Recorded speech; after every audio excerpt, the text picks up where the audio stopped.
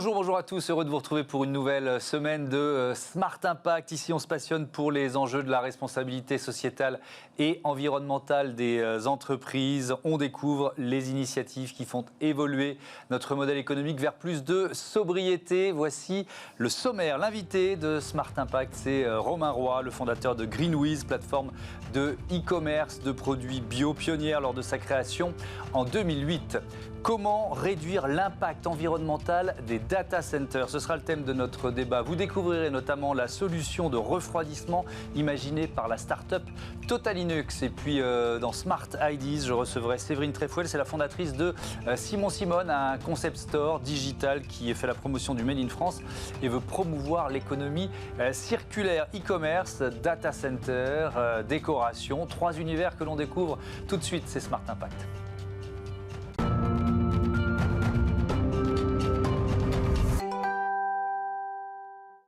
Bonjour Romain Roy, bienvenue.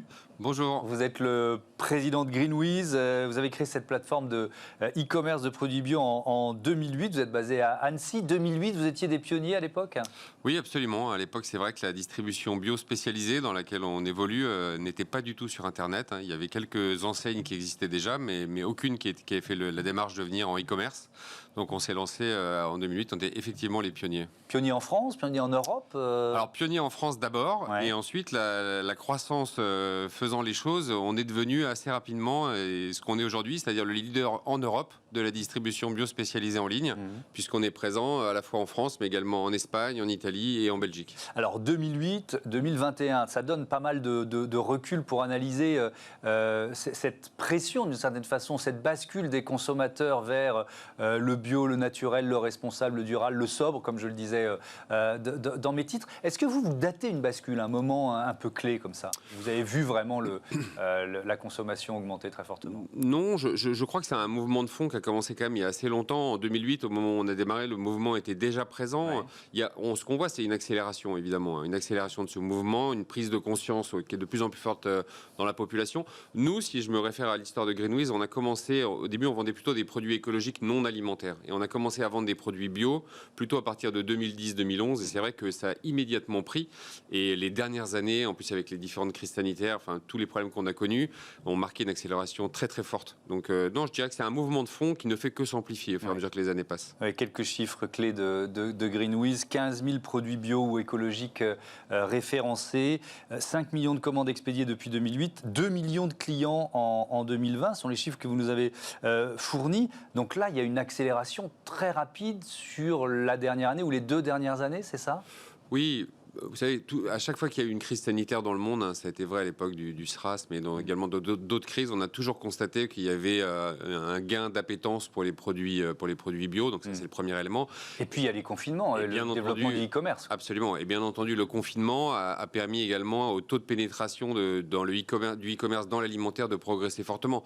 Donc nous, on est vraiment à la conjonction de ces deux phénomènes, c'est-à-dire une appétence plus forte pour les produits bio et plus de commandes sur Internet. Donc évidemment, ça a généré chez nous une croissance très très forte. Vous ne pouvez pas encore donner dans le détail les chiffres 2020, mais les chiffres 2019, ils étaient... En 2019, déjà, ça représentait plus de 65 millions d'euros de chiffre d'affaires, le groupe. Donc c'était déjà des chiffres qui étaient très importants et effectivement qui le sont encore plus cette année. Oui. Alors l'un des défis du e-commerce, c'est la logistique. Comment vous réduisez l'impact de vos livraisons? Alors, effectivement, chez nous, comme on se positionne depuis 2008 comme une entreprise qui se veut éthique et la plus respectueuse possible de l'environnement, ça a été des thématiques qui ont été toujours prises très au sérieux. Donc, on a fait le choix, notamment pour nos transports, de passer par un prestataire qui livre exclusivement en région parisienne, par exemple, en véhicule électrique et uniquement en véhicule électrique. Et ça va s'étendre au cours de l'année 2021. Donc, on espère arriver à la fin de l'année 2021 à ce que l'intégralité de nos livraisons soit réalisée par des véhicules électriques. Donc, ça, c'est le premier élément.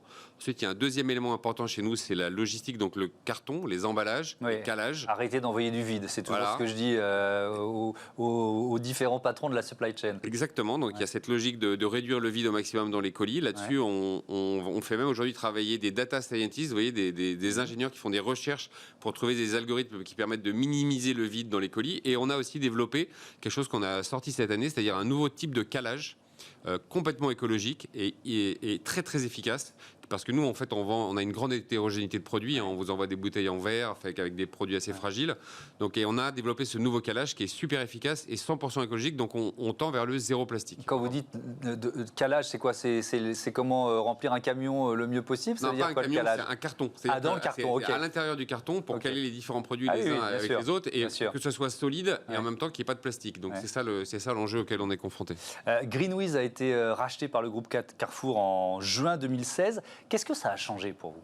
Pour nous, ça n'a pas changé fondamentalement grand-chose puisque d'abord, ça nous a évidemment donné des capacités d'investissement beaucoup plus importantes. Hein, donc ça nous a permis de continuer à croître et même d'accélérer notre croissance. Oui, la croissance externe, vous auriez sans doute pas pu la faire aussi vite sans avoir la puissance de Carrefour derrière vous. Absolument. Et puis, mais après, par ailleurs, sinon, ça n'a pas changé grand-chose, puisque c'est un mariage réussi dans lequel le groupe nous laisse beaucoup d'autonomie pour nous développer. Et puis, en même temps, on échange en permanence. Il faut savoir que là où c'est vrai que la grande distribution, pendant un certain nombre d'années, est apparue un peu comme c'était un peu les rois de la surconsommation, etc. Ça a beaucoup changé. Aujourd'hui, c'est des thématiques, la transition alimentaire, qui sont prises très au sérieux, notamment et en particulier chez Carrefour. Donc, on échange constamment avec eux sur les thématiques de RSE.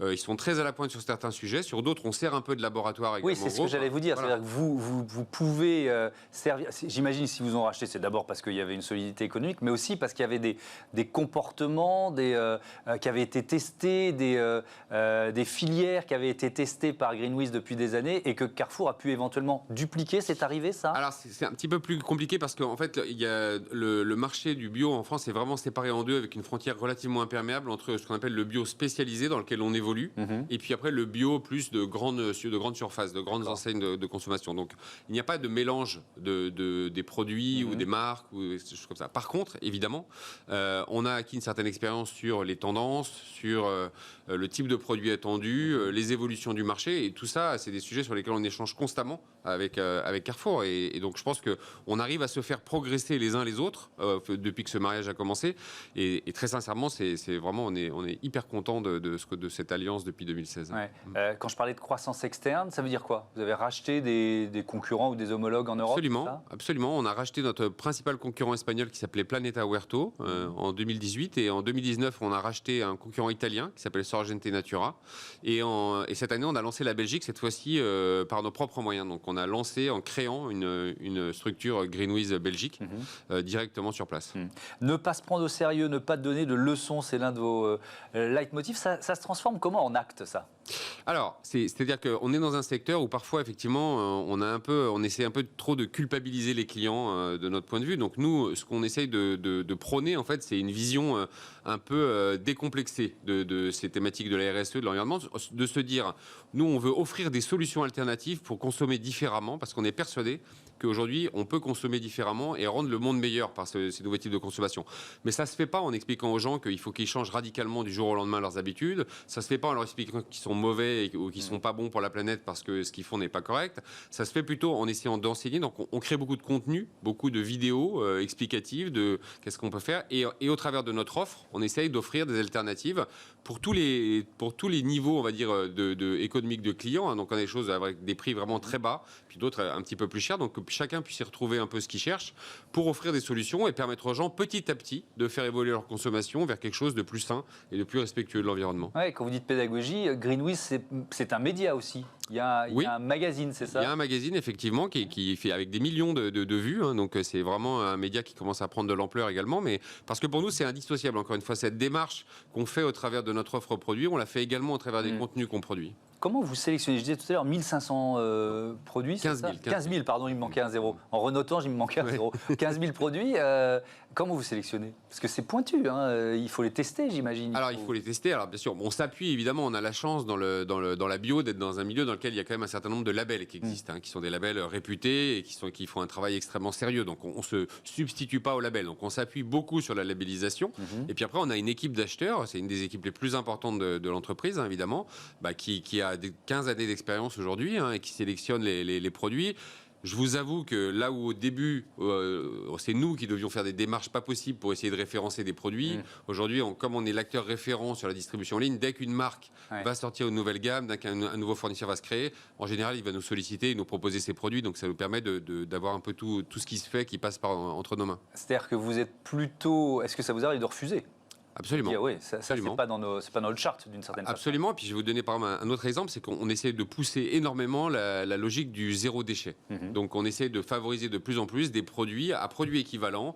On va prendre celui qui a l'emballage zéro déchet, ou qui a le moins d'emballage, ou qui a l'emballage le moins impactant pour l'environnement. Donc typiquement, il peut y avoir des produits qui sont très bons, mais sur lesquels on va dire non, on n'est pas intéressé parce que l'emballage ne correspond pas aux standards qu'on essaie d'adopter. Il nous reste un peu moins d'une minute. Il y a un débat qui a été important dans tout le e-commerce, c'est le Black Friday. Oui. Vous l'avez fait? Oui, non, comment? Alors, on ne l'a pas fait sous la dénomination Black Friday, qu'on n'a jamais utilisé d'ailleurs. Nous, par contre, on pense que c'est un moment qui est important pour l'e-commerce, plutôt pour favoriser les achats pour des gens qui ont un pouvoir d'achat un peu plus faible. Donc on en a profité pour avoir une politique de prix plus bas, mais plutôt de donner accès à des nouveaux clients, des clients qui d'habitude n'ont pas les moyens d'acheter chez nous. Donc on a eu une espèce de période de promotion qui s'appelle les Green Days, et qui n'était pas du tout le Black Friday. Ouais. Et puis encore une fois, ça se fait sur des produits qui sont très différents de la typologie de produits habituels du Black Friday, puisque là, on parle d'alimentaire, de produits bio et de produits sains. Merci beaucoup, merci Romain Roy. Bon vent. Merci à vous, merci de votre invitation. Greenwiz, bon retour à Annecy. Quelle chance de vivre à Annecy. On est jaloux. Absolument. Il faut l'avouer. Allez, tout de suite, on débat sur les data centers, gros consommateurs d'électricité.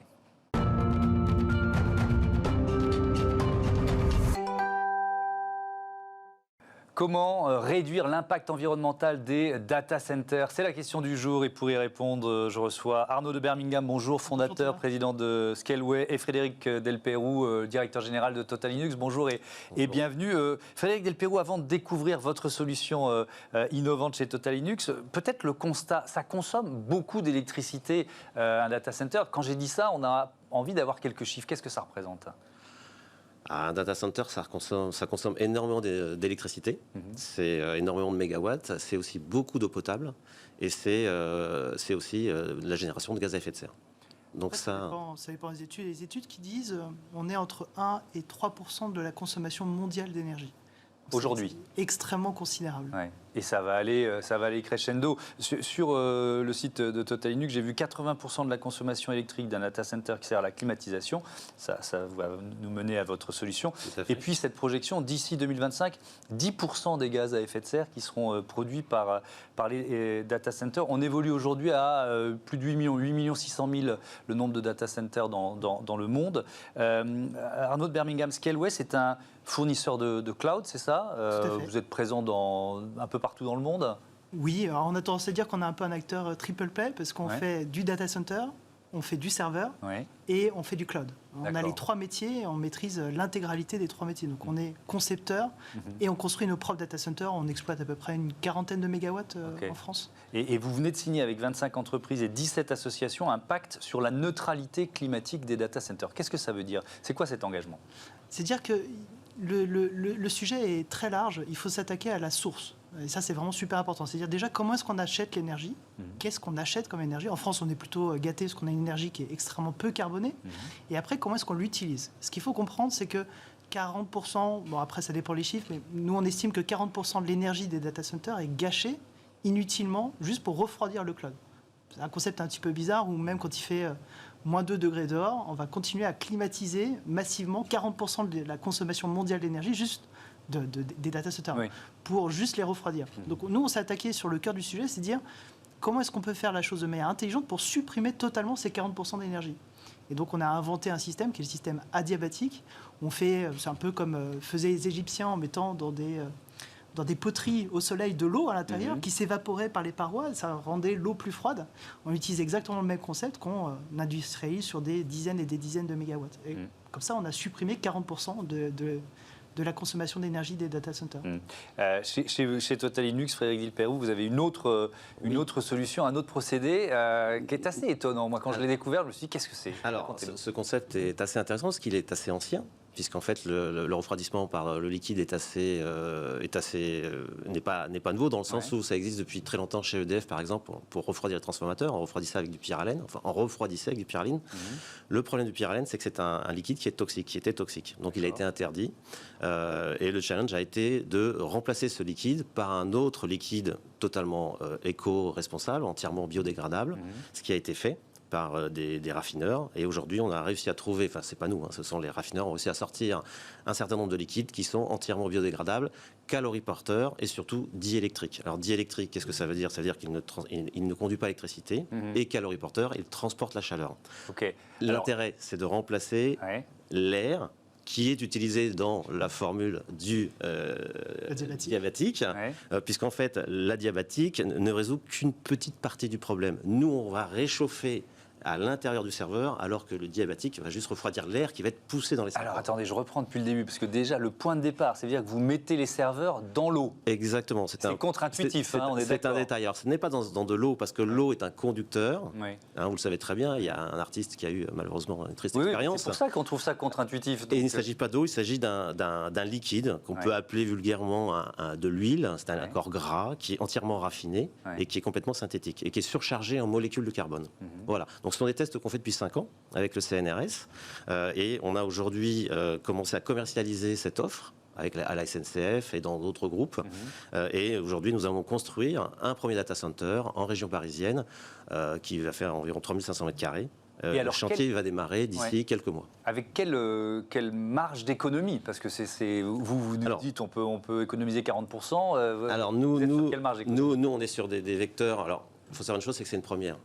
Aujourd'hui, tous les data centers sont équipés, sont refroidis par air, soyons très clairs.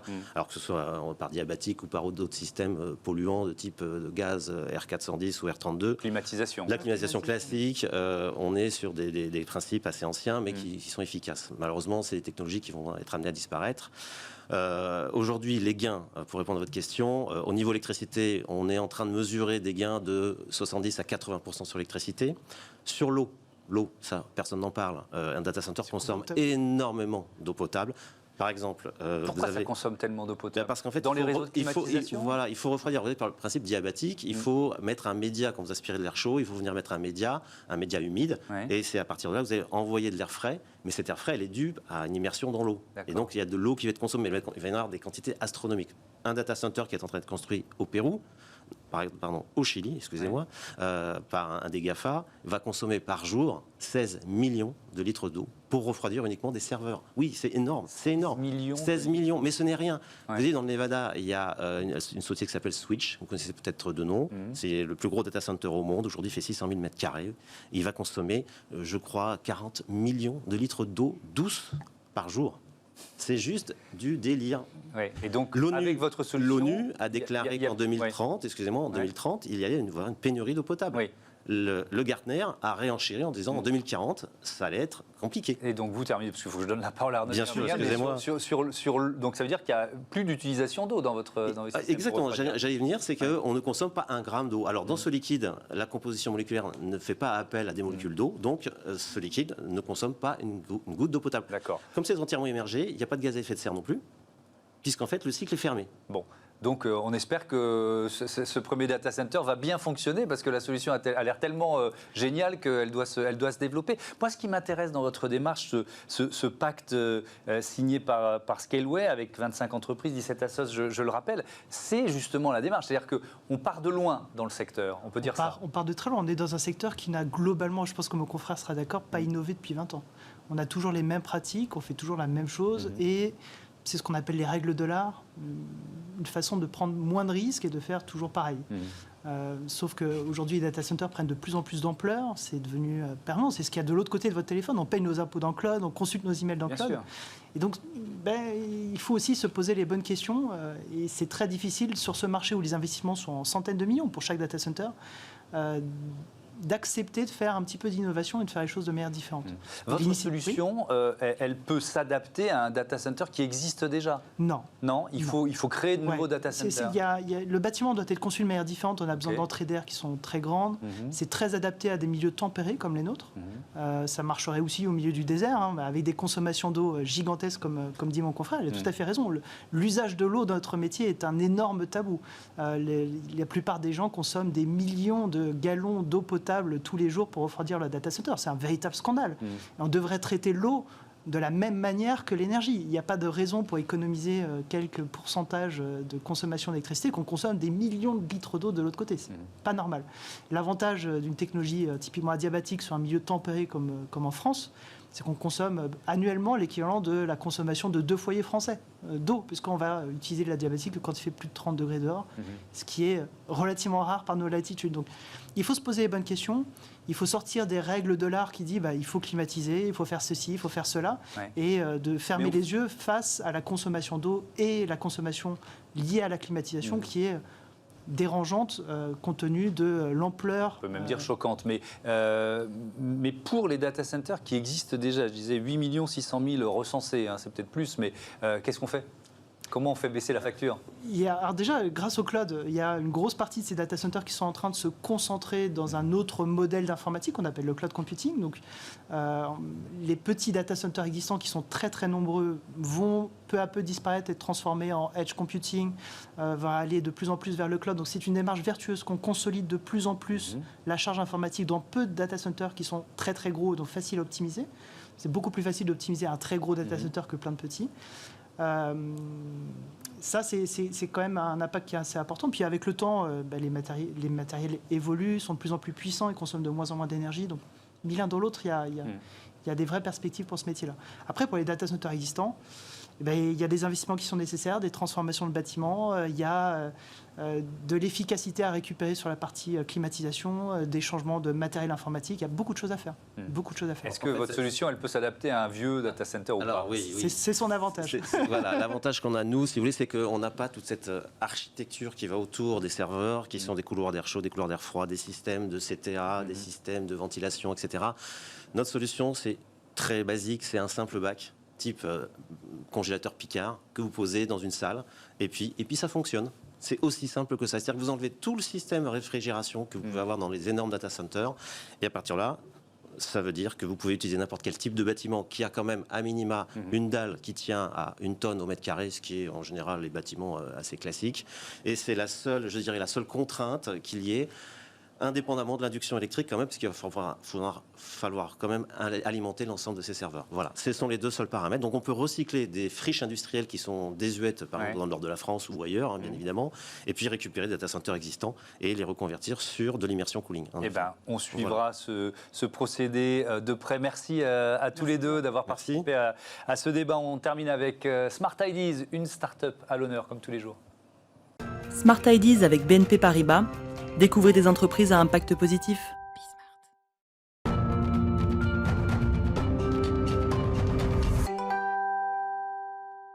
La bonne idée du jour est signée Séverine Tréfouel, la fondatrice de Simon Simone. Bonjour. Bonjour Thomas. Bienvenue Simon Simone, c'est un concept store digital, mais je voudrais que vous nous l'expliquiez avec vos mots à vous. Oui, en fait, j'ai monté Simon Simone, donc ça a ouvert au mois de septembre. C'est un concept store digital autour de l'univers de la maison, avec aussi bien du mobilier, de la décoration, du textile maison. Et en fait, je suis partie de plusieurs constats. Le premier, c'est que je voulais un shopping digital différent, c'est-à-dire différent des grands, avec des pages listes où on a des milliers de produits qui ne nous correspondent pas forcément. Donc l'idée, c'était d'avoir une sélection qui était plus courte, de produits qui sont de qualité, qui sont design. Le deuxième constat, c'est que moi, je suis très sensible au circuit court. Et pourquoi ? C'est que j'ai longtemps travaillé dans la mode. Et vous savez que dans la mode, il y a énormément de stocks résiduels. Et pourquoi ? C'est qu'on cherche à tout prix à avoir le prix le plus bas. Du coup, on achète de plus en plus loin. On achète très tôt et très loin. Exactement. Voilà. Et donc, comme on achète très tôt, on est obligé de faire des paris sur des produits. Et finalement, on achète, on a du stock et ensuite on pousse à taux de remise, etc.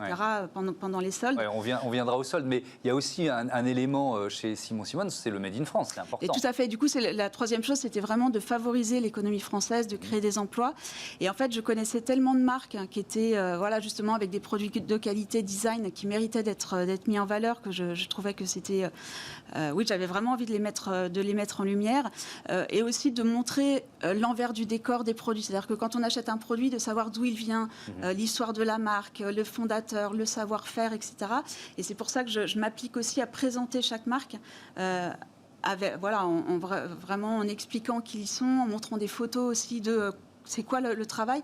Et je trouve que ça donne beaucoup d'âme au produit. Ça explique aussi la valeur ajoutée qu'il y a derrière. Alors j'ai bien aimé sur votre site, sur la page d'accueil en ce moment, il y a écrit « Des soldes dont vous êtes responsable, vous décidez du taux de remise ». Voilà ce qu'on voit. Ça veut dire que vous cherchez à peut-être, on peut dire, dénoncer la surconsommation et responsabiliser le consommateur. Il y a cette double idée. Tout à fait, c'est vraiment les deux idées. On parle souvent de consommateur, donc là on est vraiment plein dedans. C'est le consommateur qui peut faire bouger les choses, puisqu'en fait les marques, elles répondent finalement à ce que les citoyens vont vouloir acheter. Donc c'est très important que chacun prenne conscience de... Voilà, c'est sa responsabilité finalement de consommer mieux, et en consommant mieux, on produira mieux en fait. Donc ça partait de cette idée-là, et aussi le problème entre guillemets, c'est que comme les marques que j'ai, c'est plutôt des petites séries, et justement on adapte la production, la production à la demande, on n'a pas de stock résiduel. Donc on n'a pas besoin d'annoncer ces moins 70% pour écouler le stock. Ce qui veut dire que c'est un prix juste qui est toute l'année avec des petites marges, et donc on ne peut pas vraiment faire de solde. Et donc je m'apprêtais à ne pas faire de solde, parce qu'il y a un mouvement comme ça aussi de dire voilà, prix juste toute l'année, on ne fait pas de solde. Et je me suis dit c'est quand même dommage, parce que ça veut dire que pendant un mois, il ne se passe rien, parce que évidemment voilà, les consommateurs aiment bien faire, les consommateurs aiment bien faire l'affaire quand même, avoir une petite réduction. Et en fait, ce que je me suis dit, c'est que je préférais prendre sur ma marge. Donc en fait, quand vous décidez du taux de remise que vous prenez lors de votre panier, vous choisissez le taux. C'est pris sur ma marge. Moi, je reverse la même chose à la marque. Donc c'est vraiment pour favoriser les marques françaises. Je préfère ne pas faire de bénéfices, mais au moins, voilà, on a créé de l'activité en France. Allez, il nous reste 1 minute 30 pour parler de cette opération de reprise de canapé. Là, on est dans une logique d'économie circulaire. De quoi s'agit-il ? Oui, tout à fait. Alors, je suis aussi assez sensible à l'économie circulaire. C'est un mouvement de fond par rapport à la surproduction. C'est toujours aussi le même sujet. Et en fait, je me suis dit, pour favoriser ça, il faut aussi qu'il y ait une petite prime. Il faut que les clients en fait, soient récompensés du geste qu'ils vont pouvoir faire, un geste qui est solidaire et éco-responsable. Donc en fait, si vous achetez un canapé Made in France qui a un prix accessible, donc déjà bonne action, vous avez une prime de 200 €, on vous reprend l'ancien canapé et on le remet dans l'économie circulaire. Donc on travaille avec Emmaüs. Si le canapé n'est pas en bon état, on peut le remettre dans des bennes écomobiliers qui sont spécialisés, ça va être recyclé en énergie. Donc vraiment, on fait une bonne action et on est récompensé de cette bonne action. Ça pourrait s'étendre à d'autres produits ? Et tout à fait, en fait. Exactement, c'est que dans 10 jours, je vais essayer d'étendre à d'autres produits et de faire vraiment, de créer un réseau, en fait, comme ça, de dire quand vous achetez un nouveau produit, au moins on remet dans l'économie circulaire votre ancien produit. Parce que oui, vous pourriez le mettre sur certains sites qu'on connaît, qui sont de seconde main, mais en fait, c'est assez compliqué de les vendre.